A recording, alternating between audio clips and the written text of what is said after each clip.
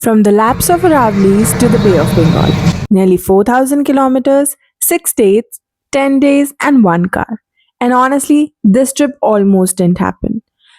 When I told my parents they would have to come to Visakhapatnam for my convocation, we started discussing flights. But my father had another idea. Why don't we go by car? Now, this wasn't exactly shocking. If you have met my father, you'd know that any journey longer than 2 hours immediately becomes a road trip proposal. When we looked at him skeptically, he tried convincing us with economics. It'll be cheaper than 4 flight tickets. So naturally, I did what any MBA student would do. I opened ChatGPT and calculated the entire trip. Fuel, hotels, food, tolls. Turns out it would definitely not be cheaper. His response, इतना time हो गया है ऐसी trip किए, and suddenly the numbers didn't matter anymore. Because somewhere deep down, I wanted to say yes too.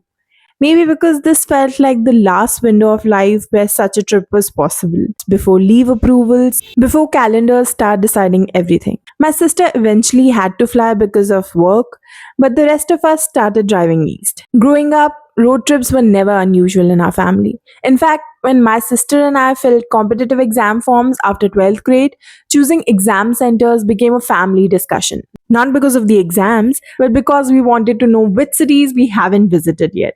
And if we are going somewhere anyways, why not explore it?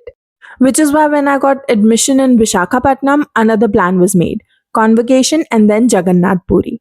Both were non-negotiable. So we began our journey crossing Rajasthan, Madhya Pradesh, Maharashtra, Chhattisgarh, Odisha, and finally Andhra Pradesh. Every city became a temporary home. Every hotel room lasted a single night. And every morning began with another road ahead. The funny thing is, our family travels very differently. For my parents, every destination eventually becomes a temple trip. For me, I love road trips, but I love comfortable road trips. This was an important distinction. I'm not one of those adventurous girls who can survive anywhere and go with the flow. No, I'm very much Papa ki pari in that department. No proper place to sleep, I will complain. Too many hours without snacks, I'll complain. Questionable washrooms, I will definitely complain. Despite all of that, roads have taught me things no classroom ever did. As a child, I was the kid constantly asking questions. What's that chimney? Why are those windmills moving?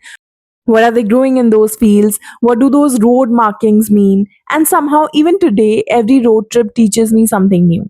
Maybe that's why I love them. You get to watch India change without ever leaving your seat. The terrain change, the language changes, the food changes, the color of the soil changes. Lakes become forest, forests become fields, and fields become coastline. One morning you're watching sunrise over a village you have never heard of, and by evening you're watching trucks disappear into a highway sunset. My mother, meanwhile, becomes a moving encyclopedia. Every river, every fort, every forest, there's always a story. Our family has a permanent road trip playlist, and somewhere along every journey, Haryali or Rasta will play without fail. There were, of course, small hiccups. I also got scolded for drinking too much cold drinks. There were endless check ins and checkouts, packing, unpacking, repacking, tea stops, snack breaks, highway dhabas, the usual road trip rituals. We eventually reached Bhubaneswar through Nagpur, met my sister there, and the next day visited Jagannath Puri, a plan years in the making. From there, we went to Konark, and I always love places like that. Places that make you wonder, how was this built? Who stood here before us? What stories these walls have witnessed? After that, we finally reached Visakhapatnam, a city I spent 2 years in, and this time I got to show it to my family. The hills, the sea, the skies, my favorite parts. My sister saw it for the first time. My parents also visited the submarine museum, and my mother somehow discovered a beautiful temple I had never heard of despite living there for 2 years. The journey home took us through Udaipur and Indore with mandatory temple visits. I had never been to Chhattisgarh before and I was totally not expecting it to be this green. The forests were endless and beautiful. The trees looked exactly like the trees we draw as children, perfectly round, perfectly dense, perfectly green. And every time I saw a leafless tree, I was reminded of the tree from Carl movie. Some childhood memories never leave. And before we knew it, we were back. From the Aravallis to the Bay of Bengal, west to east and back to west.